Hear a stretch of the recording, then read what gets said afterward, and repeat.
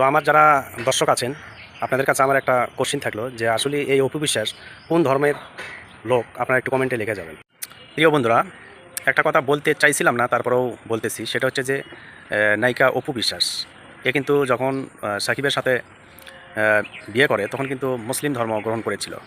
তো তারপরে আমরা বেশিরভাগ মানুষই জানি যে সে মুসলমান, কিন্তু আসলেই দেখেন সে কিন্তু ওই ঈদও পালন করতেছে, তাকে পুজোও করে। আবার গত পরশু দিনে দেখলাম যে তার ছেলেকে নিয়ে ওখানে অ্যাটেন্ড করছে এবং ওখানে খ্রিস্টান ধর্ম পালন করতেছে। তা আসলে সে আসলে কোন ধর্মের? অনেক মেয়েরাই এগুলো নায়িকাকে ফলো করে চলে। এগুলো মেয়েদের ফলো করে চললে একালেও আপনি অপমানিত হবেন, পরকালেও জাহান্নাম ভোগ করতে হবে। এই জন্য আমি মহিলাদেরকে উদ্দেশ্য করেই বলছি যে এই ধরনের নায়িকা ফাইকাকে আপনারা কখনো ফলো করে চলবেন না। আপনারা সবসময় ভালো মহিলাদেরকে ফলো করে চলবেন, তাহলে একালেও শান্তি, পরকালেও শান্তি।